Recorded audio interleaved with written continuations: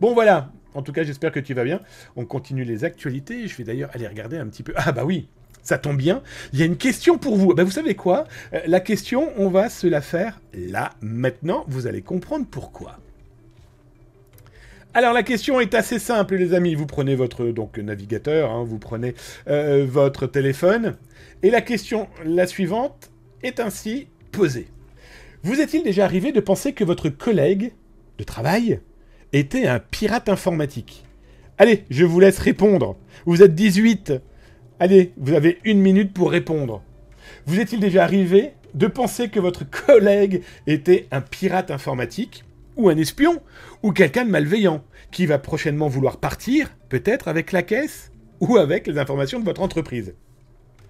Allez, je vous laisse voter. Ah, pour le moment, on est... ouais, oui, non, je me suis jamais posé la question. Ok.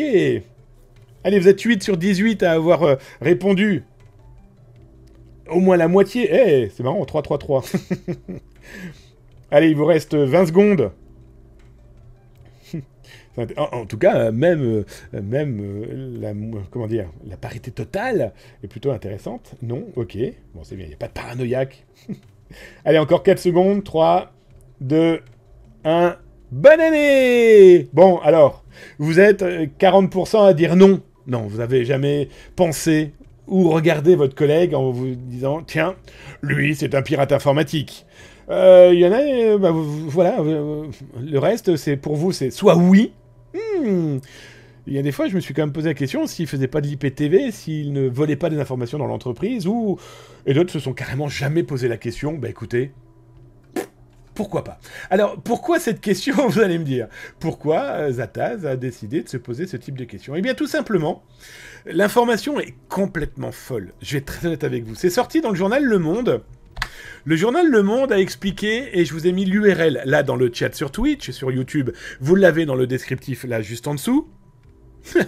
Un employé de chez Orange, d'une filiale de chez Orange, cette entreprise avait pour mission de quoi? De retransmettre les Jeux Olympiques, les géniaux Jeux Olympiques, Paris 2024. Sauf que c'est pas la police qui a été l'arrêté, c'est pas la gendarmerie, c'est pas la douane, c'est carrément la Direction Générale de la Sécurité Intérieure, bref, les services de renseignement intérieur qui protègent nos entreprises et bien de toute malveillance extérieure au sein de nos entreprises. Et le petit gars, qui travaillait donc sur Globecast, il a été découvert. J'en rigole parce que je me dis... on pensait que c'était de la science-fiction, que ça n'arrivait qu'aux autres. Bon, bah c'est simple, hein. Lui avait planqué des clés USB achetées chez Amazon. Je vous ai mis les captures écran de ce type de clés. Des clés USB qui avaient pour mission de se déclencher dès que ça entendait la voix. Le mec a enregistré les conversations au sein de Globalcast et en plus, le plus terrible, et ça c'est expliqué dans l'article du Monde, dans une salle qui s'appelait Bora Bora. Alors est-ce que chez Orange on avait besoin de soleil au moment des JO 2024? En tout cas, c'était une salle ultra sensible à première vue.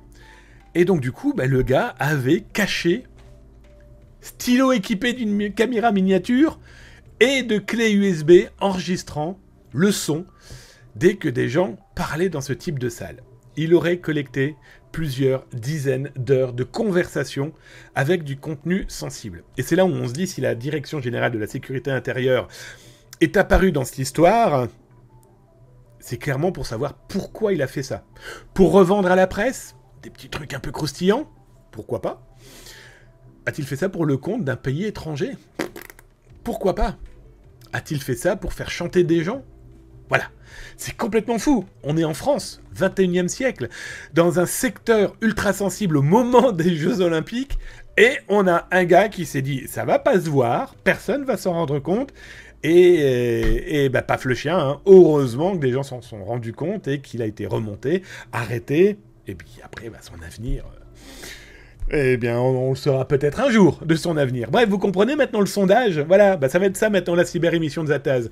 De l'actu, et puis aussi avoir votre avis. Bon, bah vous voyez, hein, vous étiez en tout cas 40% à vous dire que vous n'aviez jamais réfléchi à potentiellement est-ce que mon collègue fait des choses malveillantes au sein de mon entreprise.